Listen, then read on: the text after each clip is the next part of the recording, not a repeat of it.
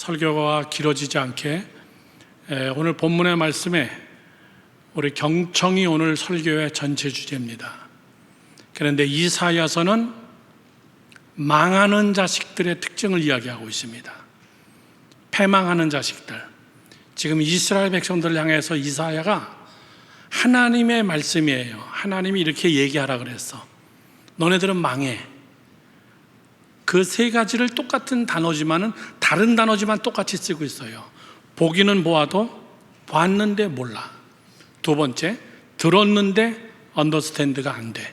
세 번째, 마음이 깨달아지지가 않아요. 자, 목사님 보세요. 눈, 귀, 마음 똑같은 거다 그 얘기예요. 이해하죠? 이해한 건데 이사야서가 한 말입니다. 그래서 너희들은 망하는 거야. 그렇게 얘기했는데 너희들 듣지 않았어. 그렇게 얘기했는데도 너희들 마음에 깨닫지 못했어. 그렇게 얘기하고 하나님이 기적을 보여줬는데 봤는데도 불구하고 너희들은 아무 돌이키는 게 없어. 그래서 너희들은 망해. 그래서 드디어 그들은 나라가 갈라지고 바벨론의 포로로 끌려갑니다. 바벨론의 포로로 70년 동안 끌려갔는데 뒤지게 고생했죠. 인간 이하 취급받았죠. 그렇게 하고 돌아왔으나 해방은 아닙니다. 여전히 아수르의 지배, 그리고 그 다음에 로마의 지배, 그리고 그 다음에 유럽으로 흩어지면서 1, 2차 세계대전, 히틀러의 대학살, 그리고 나서 1948년도에 이스라엘은 독립을 맞이해가지고 자기네 고국에 돌아왔습니다. 자기네 고국에 돌아왔지만 그 땅에 누가 가득 살고 있어요? 팔레스타인 사람들이 꽉 찼던 거예요. 그렇게 2000년의 세월이 흐른 다음에 이스라엘 백성들이 여기는 우리 땅이야 그러고 들어왔지만은 살기가 만만치가 않습니다. 그래서 팔레스타인 사람들하고 1948년서부터 땅 싸움을 다시 시작한 게 오늘날까지 싸움이에요. 이스라엘이 점령하고 밀고 들어가고 팔레스타인 사람들을 웨스트뱅크로 몰아내고 그리고 나머지는 밑에 쪽으로 몰아낸 것이 가자 지구고, 그리고 이스라엘 사람들은 그 땅 싸움을 지금까지 하고 있는 거예요. 이사야의 말씀이 뼈에 사무칠 거예요. 그때 깨달았을 걸, 그때 들을 걸. 오늘 뉴스를 보니까는 오늘 또 북쪽을 향해서 전쟁이 또 시작된 거예요. 하마스가 다 소탕이 안 되니까 이 전쟁이 언제까지 이어질지 여러분 모르는 거예요. 왜 그랬죠? 이사야가 얘기 다 했는데, 내가 얘기했는데 너희들이 회개 안 했어. 하나님이 얘기했는데 너희들이 듣지 못했어. 깨닫지 못했어. 안 들었어. 자, 그 이야기입니다. 그러면서 예수님이 설교하시면서 이사야서의 말씀을 갖다가 예수님이 설교한 거예요. 너희들 구약은 뚫어지게 잘 알잖아. 너희들은 구약을 줄줄줄 꿰잖아. 이사야서의 말씀이 이 말씀이야. 그리고 예수님이 보충 설명으로 무슨 설명을 하냐면 바로 그 유명한 씨 뿌리는 비유를 예수님이 얘기하는 거예요. 18절 다 같이 시작. 그런즉 씨 뿌리는 비유를 들으라. 아무나 천국 말씀을 듣고 깨닫지 못할 때는 악한 자가 와서 그 마음에 뿌려진 것들을 빼앗나니, 다 같이 시작. 이는 곧 길가에 뿌려진 것이요. 20절 시작. 돌밭에 뿌려졌다는 것은 말씀을 듣고 즉시 기쁨으로 받되 그 속에 뿌리가 없어 잠시 견디다가 말씀으로 말미암아 환난이나 박해가 일어날 때에는 곧 넘어지는 자요. 가시덤불에 뿌려졌다는 것은 말씀을 들으나 세상의 염려와 재물의 유혹에 말씀이 막혀 결실하지 못하는 자요. 좋은 땅에 뿌려졌다는 것은 말씀을 듣고 깨닫는 자니 결실하여 어떤 것은 100배, 어떤 것은 60배, 어떤 것은 30배가 되느니라 하시니라. 자, 보세요. 예수님의 설교는 비유였습니다. 본문은 어디였냐면은 이사야서의 말씀이 본문이었습니다. 그거를 여러분 함축하면은 오늘 우리 교회 주제예요. 경청. 안 듣더니만 너희들 그렇게 됐어. 이 이야기예요. 여러분, 말 안 듣는 애들을 뭐라 그래요? 참 철다운이 없다 이렇게 얘기합니다. 그러나 나이가 들고 보면은 그때 그 말이 맞았구나. 부모님의 얘기가 맞았구나. 안창민 목사님이 애가 낳고 나더니 제일 먼저 깊은 감동의 편지를 나에게 보냈어요. 아빠, 내 자식을 낳고 보니까는 아빠가 뭔지 더 깊이 있게 알 것 같아. 자식을 낳고 보니까는 우리 부모의 마음이 뭔지 알 것 같아. 그런 거예요, 여러분. 자, 오늘 저는 여러분에게 경청에 대해서 말씀을 드리려고 합니다. 경청, 잘 들으세요. 요즘에 우리 젊은 사람들이 굉장히 많이 쓰는 말이, 목사님이 설교의 제목을 이렇게 정했습니다. 누가 꼰대인가? 다 같이 시작. 누가 꼰대인가? 목사님. 꼰대 그러면 다 뭐라고 생각하냐면 나이 많이 든 사람이 밑에 사람들에게 하는 짓을 다 꼰대라고 얘기해요. 이렇게 했으면 좋겠다, 이렇게 해라, 저렇게 해라. 이게 다 꼰대예요. 아, 꼰대 짓 하네. 자, 꼰대라는 말의 근원은 여러분 어디냐면은 목사님이 중학교 때 50년도 넘었죠. 그때 나온 말이에요. 꼰대라는 말은 대명사의 대표적인 것이 그때는 선생님이었습니다. 선생님, 우리 학교 선생님. 선생님을 가리켜서 뭐라 하냐면 야, 꼰대 온다 그러면 얼른 가서 탁 책상에 앉는 거예요. 야, 꼰대 온다 그러면 뛰다가도 복도에서 점잖게 걷는 거예요. 걸리면 또 몇 맞으니까. 선생님을 향하여서 그때는 선생님만 꼰대라고 얘기를 했어요. 이유가 뭐죠? 이렇게 해라, 저렇게 해라, 너희들이 이렇게 해야 된다, 저렇게 해야 된다, 이런 거 하지 마라, 이런 거 돼야 된다. 그 말이 듣기가 싫었던 거예요. 그래서 그때는 선생님에 대한 은어로서, 격하적인 용어로서 꼰대라고 얘기한 거예요. 그런데 조금 세월이 가면서 꼰대라는 말이 점차적으로 선생님을 넘어서 선생처럼 구는 사람을 다 꼰대라고 부르기 시작했어요. 그 다음에 부모님을 향해서 꼰대라고 부르기 시작했어요. 아, 우리 꼰대가 그러는데 오늘 일찍 들어오래. 자기 부모를 향해서 그 말을 쓰기 시작했어요. 그러다가 이 꼰대라는 단어가 조금 더 확산되기 시작했습니다.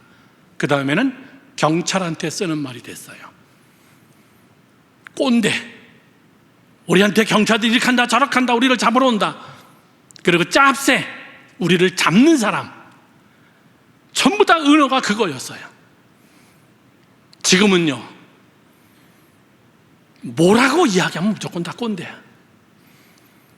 나보다 나이가 많아가지고 뭐라고 이야기하면 다 꼰대야. 꼰대 짓을 한다 그래요. 심지어는 하나님도 꼰대가 돼버렸어. 우리를 향해서 이거 해라 저거 해라, 주일날 지켜야 된다, 주일날은 그렇게 하면 안 된다, 신앙인들이 이렇게 하면 안 된다. 대놓고는 얘기 못하지만은 여러분 사실 왕꼰대, 어마어마한 꼰대야. 그런데 여러분 진짜 어마어마한 꼰대는 누구냐면요, 꼰대 짓을 하는 어린애들이에요. 부모님에게 막 해, 부모님에게 막 명령해. 이렇게 해라 저렇게 해라, 나 이런 거 먹기 싫다, 이런 음식 하지 마라, 내가 좋아하는 음식을 가져와라. 청소년들 여러분 무서워요. 어린 꼰대들이 사실 여러분 나이 든 꼰대보다 더 무서워. 목사님은 오늘 꼰대라는 말을 왜 제일 먼저 얘기했냐면은 이스라엘 사람들이 그랬어요. 하나님의 말씀을 듣기를 싫어했다. 아, 정말 우리 하나님 꼰대네. 사랑하는 젊은이 여러분들, 저는 오늘 여러분들에게 이 경청에 대해서 여러분께 말씀을 드리려고 합니다. 목사님 보세요. 경청은 귀의 문제가 아닙니다. 이건 기능이에요. 펑션일 뿐이에요. 진짜 경청은 뭘로 하는 것인가? 마음으로 하는 겁니다. 들어가지고 느낌이 있는 거예요. 들어서 그것이 내게 영양분이 되는 겁니다. 즉 어그리가 되는 거예요. 맞다 그 얘기예요. 아, 저것이 맞는 것이었구나. 저분이 오랜 세월 동안 살면서 저분의 인생의 노하우를 보니까는 저것이 맞구나. 지난주에 목사님이 아프리카에서 돌아오면서 우리 상교 성화 선교사님이 이제 헤어지면서 그동안 열흘 동안 같이 함께 목사님과 같이 함께 사역했던, 우리가 선교의 열매를 뿌렸던 곳을 다 다니면서 이것이 우물사역이고 이것이 급식사역이고 이것이 지금 짓고 있는 교회고, 아직 다 완성이 안 된 것은 나중에 너희들이 와서 이거 좀 확인해 봐야 되고, 우물은 어디다 팔려고 지금 준비하고 있는 것이고, 선교사님들은 누구고, 그 다음에 우리 어린이들이 아프리카 캠프를 오면 여기서 할 거고, 그때 저 선교사님이 우리 캠프를 총괄해 주실 것이고, 선교사님들 다 불러서 식사를 접대하면서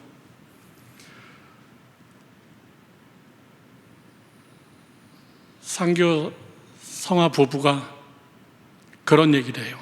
목사님, 와서 보니까 달라요.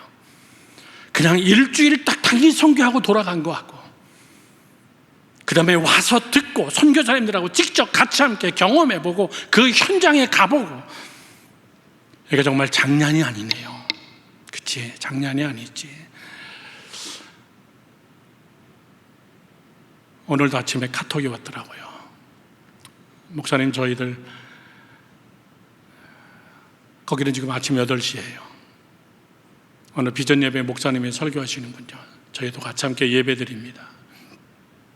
여러분, 결론부터 맺으면은 먹어보고 고추장인지 이게 된장인지 똥인지 아는 사람은 반드시 실패자입니다.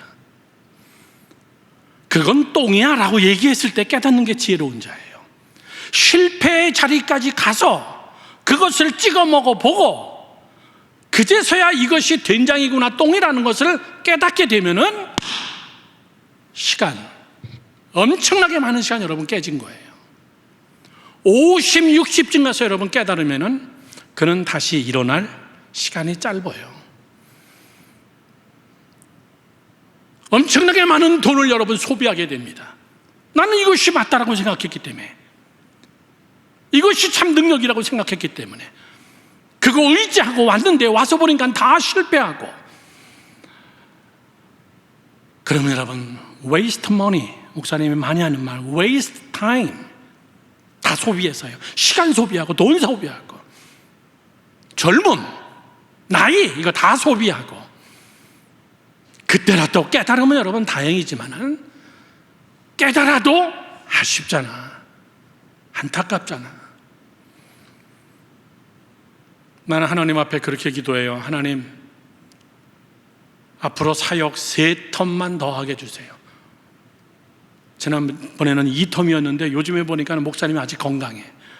한 텀을 7년으로 잡아서 하나님 2, 7이 14, 14년만 죽어라 하게 해주세요 라고 했는데, 요즘은 조금 자신이 있어. 하나님 3텀으로 합시다. 21년. 그러면 제가 88세가 되는데, 하나님 그때까지는 내가 최소한 18시간, 20시간 비행기는 탈 수 있게만 해주세요. 사랑하는 젊은이 여러분들, 경청은 왜 중요하냐? 요즘에 경청이 안 되는 이유가 있습니다. 못 듣는 게 아니라 안 듣는 거예요. 내가 듣고 싶은 것만 듣는 거예요. 내가 듣기 싫은 거는 귀를 막아버리는 거예요. 귀는 열려서 듣는 것 같으나 속으로는 그것을 여러분 재해석하고 있는 거예요. 재해석하고 속으로 여러분 욕하고 있는 거예요. 비웃고 있는 거예요. 속으로 꼰대라고 얘기하는 거예요. 그 순간 여러분은 알아야 돼요. 나는 지금 내 무덤을 파고 있구나. 그러나 나는 그렇다고 생각 안 해요. 똑똑하다고 생각하는 거예요. 이스라엘 백성들이, 이사야가 너 그렇게 살면 안 돼, 하나님께서 그렇게 하면 안 된대, 하나님의 말씀 속으로 들어와야 돼, 너희들 안식일을 지켜야 돼, 범죄하면 안 돼, 이방 사람처럼 살면 안 돼, 그랬더니 이사야를 붙잡아다가 죽여버렸어. 그냥. 어떻게? 여러분 참 옛날 사람들 무식했어.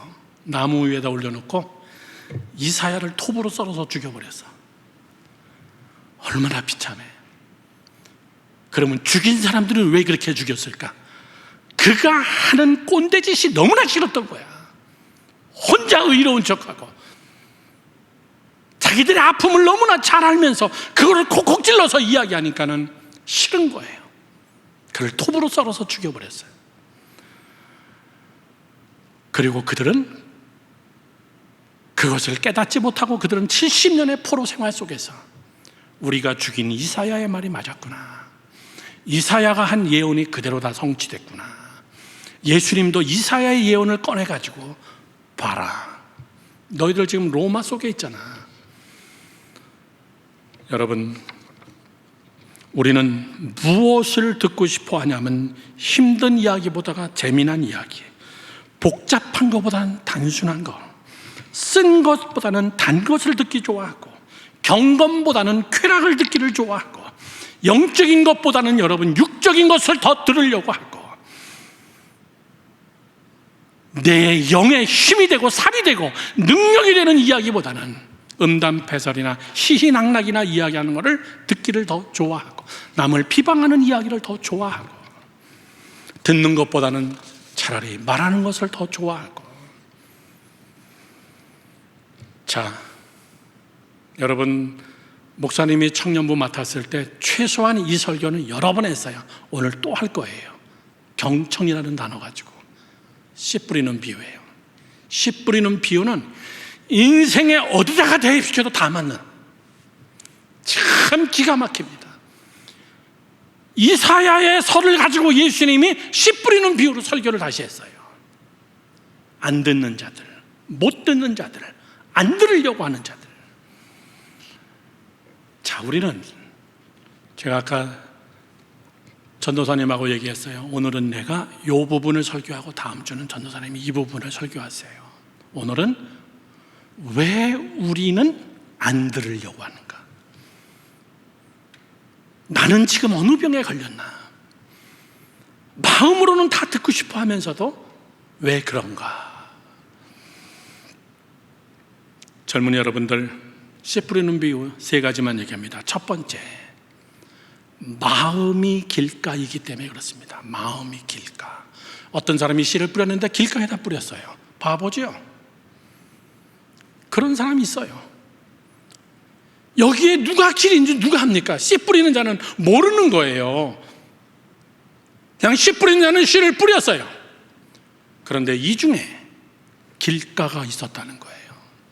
이사야가 길가를 얘기한 거예요. 길가는 뭡니까? 길가는 사람들이 밟아가지고 편하게 만든 거예요. 세상의 풍조, 유행, 세상적 방법, 달콤한 거, 힘들지 않은 거, 소위 말해서 완벽한 세상적인 거. 앞에 수많은 사람들이 거기를 밟고 걸어갔고 나도 지금 그 길을 가려고 하는 사람들, 그게 길가예요. 상식적으로 얘기해서 길가에 떨어지는 씨는 여러분 뿌리를 내리지를 못해요. 물질 만능주의, 유행, 풍조, 관습, 세상적 가치관, 자기 만족, 자기 이익, 부여, 권세, 세상적인 쉼. 저를 보세요. 말씀이 이것보다 위에 서지 못하는 거예요. 나도 많이 들어요. 목사님의 설교는 굉장히 세요. 목사님의 설교는 굉장히 직선적이고 막 어느 때는 들으면 막 피가 나요. 막 그냥. 여러분, 피가 나는 이유는 뭐죠? 골맞다는 거예요. 이게 양식이 돼야 돼요. 너무나 길가를 좋아해요.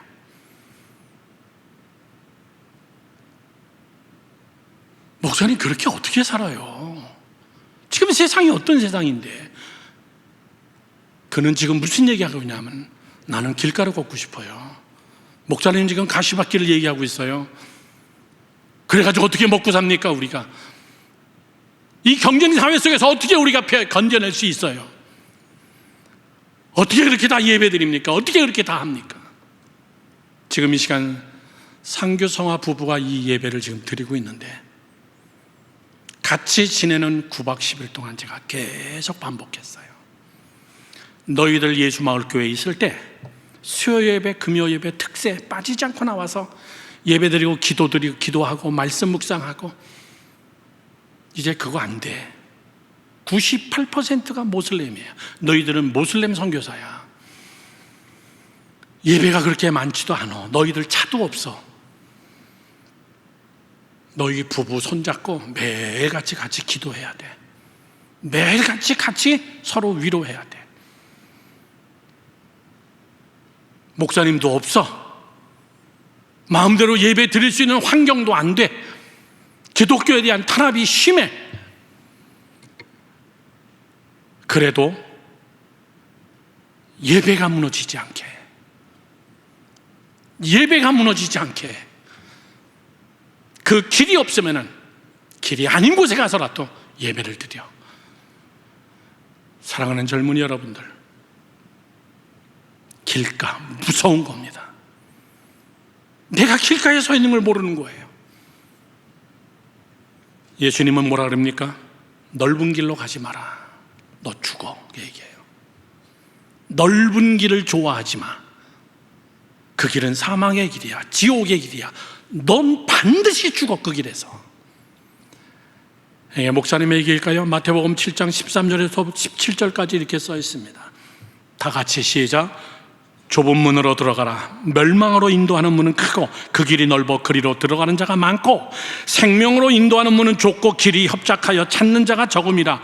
거짓 선지자들을 삼가라. 양의 옷을 입고 너희에게 나아오나 속으로는 노략질하는 일이라. 그들의 열매로 그들을 알지니 가시나무에서 포도를 또는 엉겅퀴에서 무화과를 따겠느냐? 이와 같이 좋은 나무마다 아름다운 열매를 맺고 못된 나무가 나쁜 열매를 맺느니라. 들어보세요. 세상은 길이 넓어요. Everything okay. 이거 해도 좋고 저거 해도 좋고 다 좋아. 개성껏 살아. 너희들이 하고 싶은 대로 해. 네 인생을 마음대로 엔조이해. 멋있어 보이죠? 맞는 것 같아요. 그건 길이 너무나 넓어서 그래. 꼭 기독교만 구원이 있냐? 불교든 천주교든 모슬렘이든 다 구원이 있어. 아무거나 열심히 예수 믿으면 돼. 9.11 테러가 났을 때 목사님은 뉴욕의 현장에 있었어요.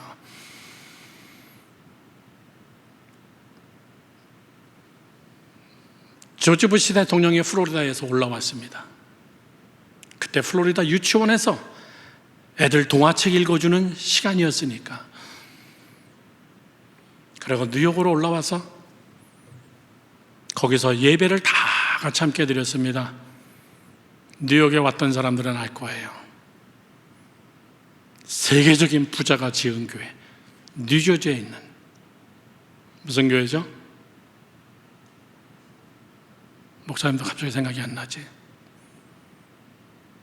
락펠러 리버사이드 처치. 좀 한 명이라도 대답을 해줘야지.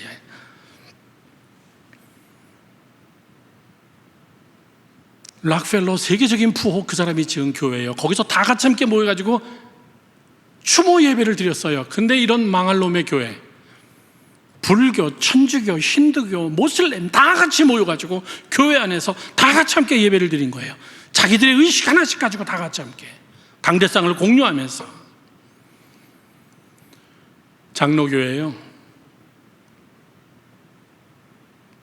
범신론, 모든 종교는 다 하나다. 여러분 정말 그럴까요? 그건 매끈매끈한 길이기 때문에 그래요. 누구든지 걸어갈 수 있는 길이기 때문에 그렇습니다. 진리는 하나예요. 진리는 그래서 외롭습니다. 진리는 그래서 핍박을 많이 받는 거예요. 왜 유독 기독교만 핍박이 많을까? 왜 유독 기독교만 저렇게 고난을 당할까? 우리는 진리이기 때문에, 진리를 얘기해야 되기 때문에. 사랑하는 젊은 여러분들, 예수님이 말씀했습니다. 내가 길이다. 여러분 가는 길이 좀 힘들어도 그것이 하나님이 원치 않는 길이라면 다른 게 안 들리는 거예요. 경청이 안 돼요. 왜 꼭 그렇게 해야 되는데? 왜 꼭 주일날만 예배드려야 되는데? 왜 꼭 11조를 해야 되는데? 내가 죄만 짓지 않으면 됐지. 왜 꼭 예수만 믿어야 구원받는데? 그 이유는 여러분이 지금 너무나 넓은 길 위에 서 있기 때문에 그래요. 사람은 꼭 꼰대짓 합니다. 자기를 향하여 이야기하는 자를 꼰대라고 얘기합니다. 사실은 자기가 꼰대인데, 자기가 비진리에 서서 진리를 향하여서 꼰대라고 이야기하고 있는 건데. 두 번째입니다. 여러분 잘 알죠? 돌짝밭입니다. 마음이 돌짝밭이면 경청이 안 돼요. 목사님이 설교할 때 여러분 돌짝밭은 특징이 뭐라 그랬습니까? 돌짝밭은 내 마음 속에, 내 삶 속에, 내 안에 상처를 가진 거예요. 돌이 있어요. 트라우마가 있습니다. 아픔이 있습니다. 또는 자기만의 경험이 있습니다. 자기만의 노하우만 얘기해요. 남의 얘기가 안 들려요. 그거는 무엇을 심어도 안 돼요.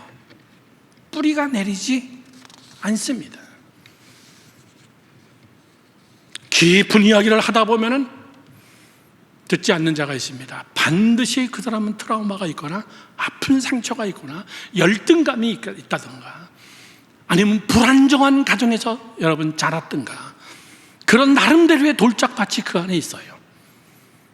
그건 여러분 캐내야 돼요. 그리고 그는 엄청나게 비판합니다. 우리가 목사님의 저 설교대로 우리가 어떻게 살란 말이냐, 지금 이 세상 속에서 그렇게 어떻게 살란 말이냐. 그건 내 안에 지금 돌이, 하나님의 말씀이 내 안에서 자라지 못하게 돌로 내가 지금 여러분 제어하고 있는 거예요. 성경은 이것을 뭐라 그러냐면은 완강한 마음이라고 얘기하고 있습니다. 성경을 한번 다 같이 함께 볼까요? 마태복음 13장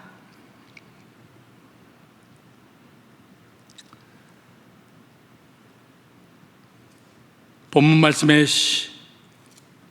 11절 말씀을 보십시오. 대답하여 이르되 천국의 비밀을 아는 것이 너희에게는 허락되지 않았으나, 고개를 좀 더 지나서요 13절.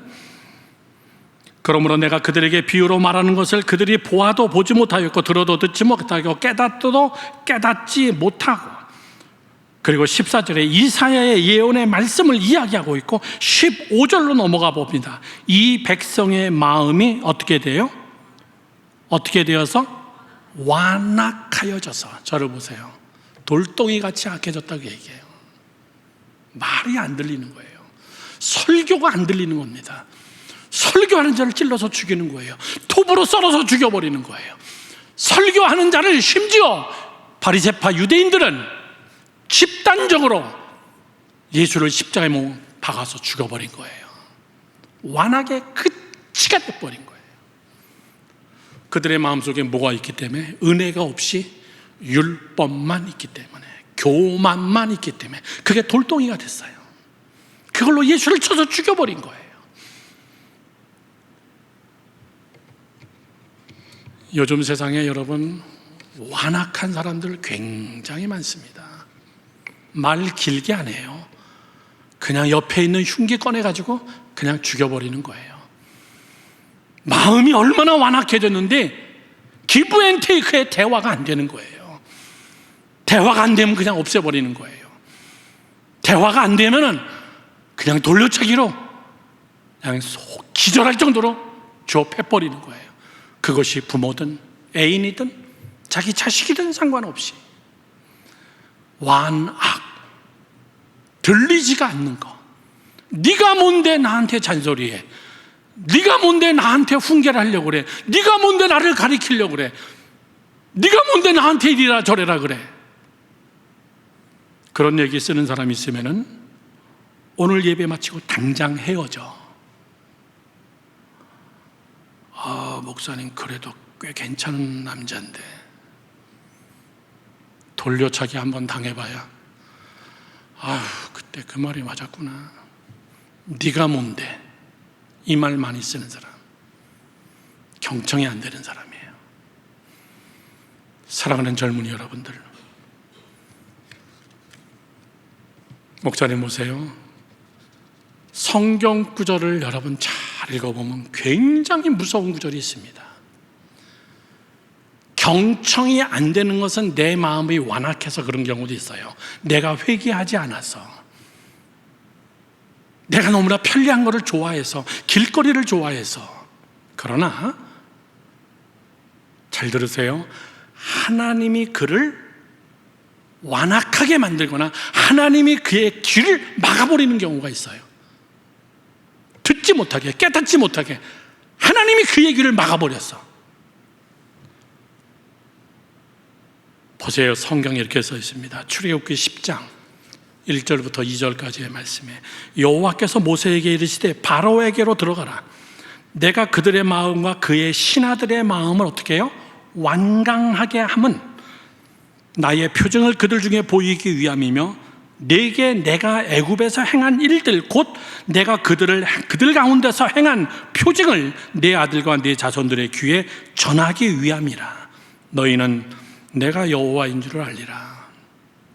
난 이런 얘기 들을 때마다 소름이 쫙쫙 끼쳐. 모세에게 모세야, 너 바로왕 앞에 가서 출애굽하겠다고 이야기해. 그러나 그들이 안 듣게 내가 그를 완강하게 해놓을 거야. 그의 마음을 강팍하게 내가 해놓을 거야. 아니 이게 뭐야? 그냥 모세가 가서 우리 출애굽하겠다 그러면은 그래 출애굽해라. 그렇지 않아도 우리 인구가 많아가지고 땅덩어리가 좁은데 니네들 나가.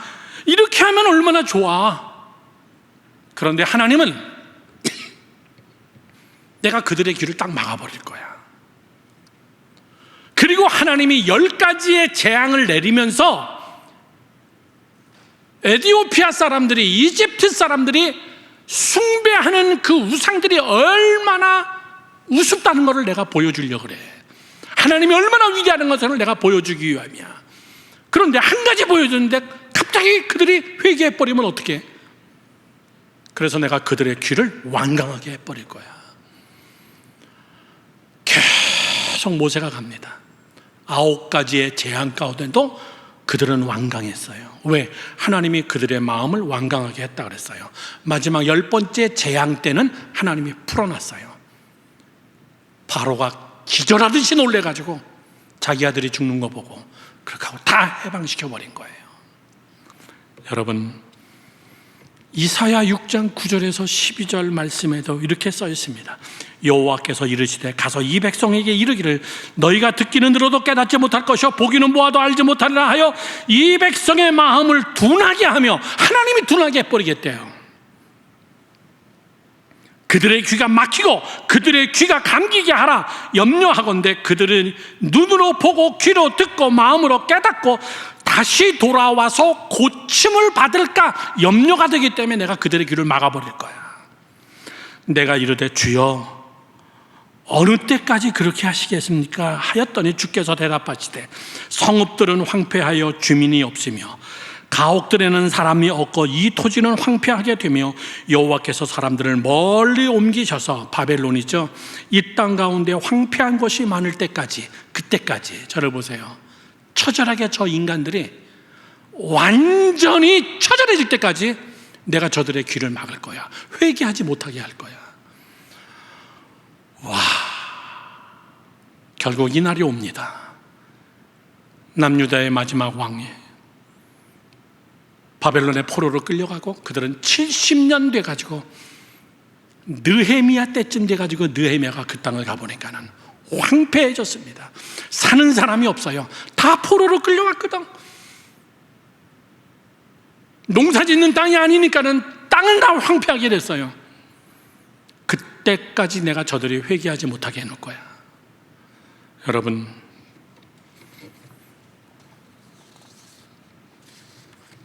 하나님이 여러분의 귀를 막으면 그거는 저주예요. 저주. 하나님이 깨닫지 못하게 마음을 강박하게 해놓으면 그거는 오늘날의 심판이에요. 회개가 안 돼. 저를 보세요. 난 그런 사람들을 많이 봤다. 야, 저렇게 맞았는데도 깨닫지 못하네. 저렇게 됐는데도 깨닫지 못하네. 자식이 교도소에 갔는데도 깨닫지 못하네. 부부끼리 싸우고 네 잘못이네 내 잘못이네 저러면서 이혼하고 마약하고 부모들이 아주 처절하게 막 망가지는데도 불구하고 하나님을 찾지 않아. 왜 그렇죠? 하나님이 막아놓은 거로구나. 어느 때까지? 완전히 처절해질 때까지. 더 이상 망가질 게 없을 때까지. 젊은이 여러분, 여러분들은 하나님 앞에 늘 이렇게 기도해야 돼요. 하나님, 내 귀를 열어주소서. 다 같이 시작. 내 귀를 열어주소서. 따라하세요. 내 눈을 열어주소서. 내 마음을 녹여주소서. 이 세 가지가 막히면 여러분들은요, 끔찍한 얘기예요.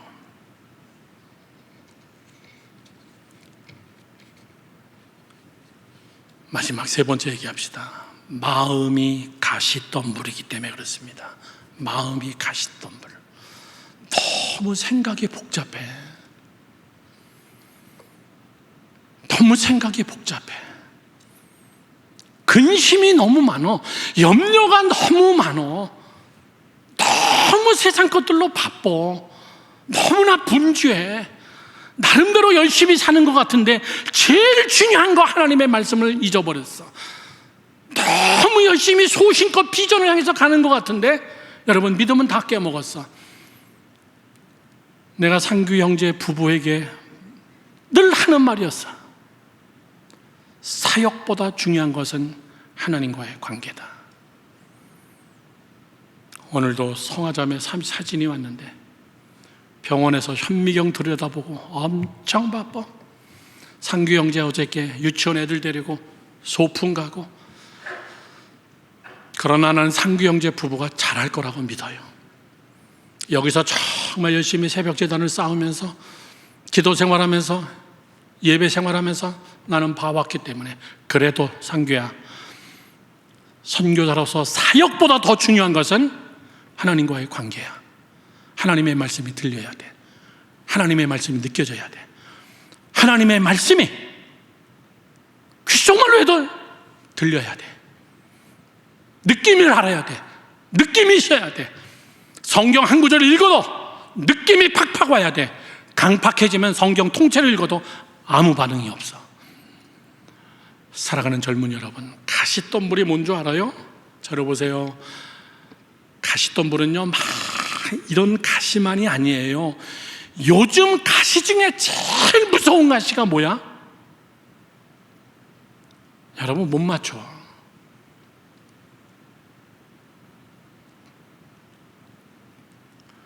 여러분들 가르쳤을 거예요. 한순규 목사님, 이 교회 잠깐 계시다가 미국으로 갔어요. 미국에 오자마자 우리 교회에서 2년, 3년 정도 부목사님 하시다가 그러다가 뉴저지에 좋은 교회가 나서 얼른 그 교회로 담임 목사로 가고, 그리고 목사님이 거기 가서 부흥회하고 왔어요. 한승희 목사님 부부가 우리 교회에 오셨어요. 그 다음에 2부 예배 때는 장학일 목사님의 조카 장학범 목사님이 왔어. 고등학교 때 내가 가르쳤던 학생이야. 지금은 뉴저지에 담임 목사님으로 계신데, 장광용 목사님 교회 목사님이 전도사로 있을 때, 그때 장광용 목사님 아들 고등학생 때 내가 가르쳤던 학생이에요. 목사님 5년 동안 한국에 살아보니까 어때요? 좋아. 너희들도 나올래? 이랬지. 꽤 괜찮아, 한국. 근데 내가 가시도친 얘기 하나를 했어. 사람은 무서워. 사람은 무서워. 굉장히 힘들어. 굉장히 가시가 많아. 살인사건도 끔찍해. 제가 한국 사람들을 다 폄하하는 건 아닙니다. 젊은이 여러분들, 요즘 뉴스 보면요, 상상을 초월하는 뉴스들이야. 상상을 초월하는 거짓의 세계고, 상상을 초월하는 여러분 범죄, 거짓. 전 세계 어느 곳이나 그렇지 않은 곳은 여러분 어디 있겠어요? 그러나 대한민국은 25%가 크리스찬이잖아요. 그게 비극이에요. 가시덤불은 뭔지 아십니까? 고난, 환경, 어려움, 질병, 고통, 이게 아니에요. 여러분에게 제일 큰 가시덤불은 뭐냐면, 여러분의 믿음의 복음의 씨앗이 뿌려졌는데 자라지 못하는 제일 큰 가시덤불은 뭐냐면은 먹고 살기 좋다는 그거예요. 형통. 이게 제일 무서워. 내가 볼 때는 쟤네들이 너무나 쉽게 자랐구나. 쟤네들이 너무나 쉽게 컸구나. 그게 제일 무서운 가시야. 예를 들면 이런 겁니다. 온실에서 자라서 밖에다 내다 놓으면 단방에 죽어. 온실에서는 뭐가 자랍니까? 상추, 깻잎, 도마도, 방울도마도 또는 뭐 딸기, 요 정도밖에 재배 못해. 정말 밖에서 봄, 여름, 가을, 겨울에 거친 비바람을 맞으면서 거목처럼 커나가는 여러분 리더 작감은 온실에서는 안 나와요. 그죠? 한철 잠깐 먹을 수 있는 딸기나 도마도나 호박이나 수박이나 참외나 이런 계절적 맛있는 것은 여러분 만들어낼 수 있으나 여러분들에게 제일 큰 가시덤불은 뭔데요? 핸드폰 하나면 다 해결되잖아. 핸드폰 하나면. 목사님이 스승의 날이라고 상교 형제 부부가 선물을 보냈어. 근데 나한테 얘기를 안 했어. 아침에 아파트 문을 열고 딱 나오는데 보니까는 아파트 앞에 이만한 박스가 있어.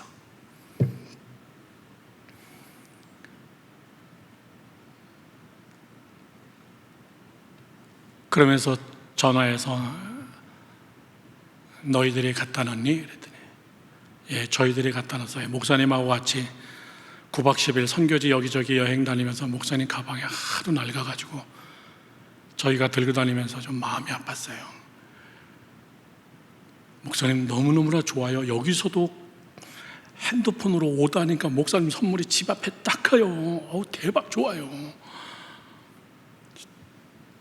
찬민 목사님한테 야, 아프리카에서 온 선물이다 야 그랬더니 아빠 저에게도 왔어요. 애기 낳았다고 축하한다고 마사지 기계 하나를 보냈어요. 야, 아프리카에서도 이게 오다가 되는구나. 너무나 감사하죠. 작년 스승의 날에 거기 있었거든요. 우리 단기팀들하고. 여러분 오해하지 마세요. 너무나 쉬운 세상에서 너무나 쉽게 자라가지고 이게 여러분에겐 가시덤불이야. 자라다가 조금만 어려움이 있으면, 조금만 진짜 찔리는 게 있으면 이겨내지 못하는 거예요. 비전을 펼치지 못하는 거예요. 아니, 아예 그런 생각을 안 해. 조그만 도마도, 참외, 오이, 수박, 가지, 그냥 이 정도로 만족하자. 무슨 봄, 여름, 가을, 겨울 뭐 엄청난 나무가 돼가지고 거목이 돼가지고 결혼할 필요 없다. 복잡하게 그런 거 왜 해? 애 낳고 뭐 하려고 그래? 집값도 비싸 죽겠는데. 여러분 비극이에요. 완전 비극입니다. 크리스천들의 비극이에요. 결론을 맺습니다. 네 번째는 여러분 옥토인데, 옥토는 설명 하나만 하잖아요. 무엇이 우리를 경청하지 못하게 하나라고 얘기할 때는 너무나 편하기 때문에 이거 하나면 다 해결되고, 제가 여기서 한번 손들어 보라고 얘기하진 않겠어요. 여러분 한 달에 책 몇 권 정도 읽나요? 아유 목사님 책 안 읽은 지가 언젠데 이 안에 다 있는데. 누르면 세네 줄로 답이 다 나오잖아요. 답만 알지 답이 왜 거기까지 왔는지 과정을 몰라요. 답이 없으면 굉장히 힘들어합니다. 답을 빨리 찾지 못하면 이겨내지 못해요. 견뎌내지 못하는 거예요. 자랑 아닙니다. 목사님은 청년 시절 일주일에 한 권에서 2권씩 읽었어요.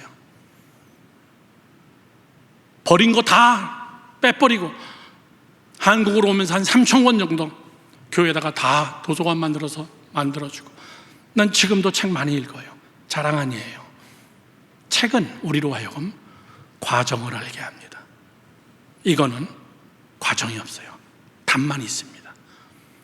당장 이 답을 가지고 쉽게 먹을 수는 있으나 내가 언젠가 이것을 어떻게 만들어야 되는 것인가 라고 할 때는 혼란 속에 오는 거예요.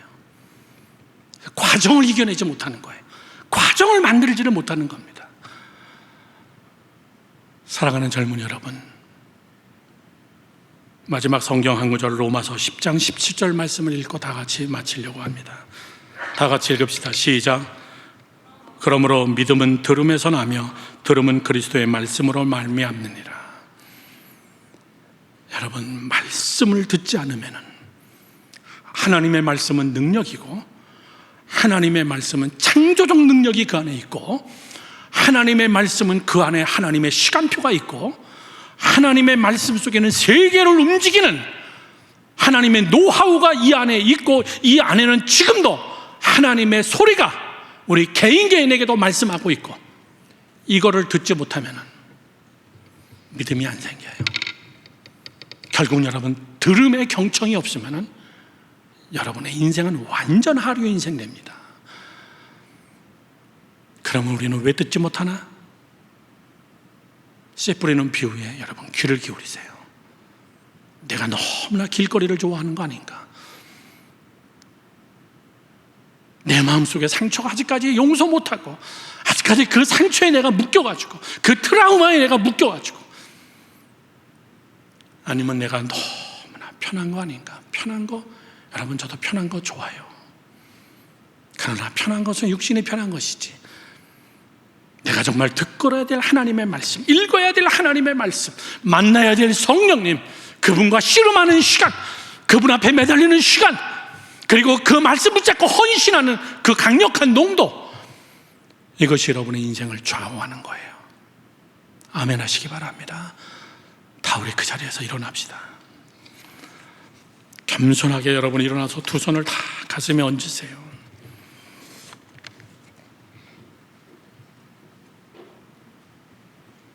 목사님의 마지막 멘트를 잘 들으시고 그렇게 기도하세요.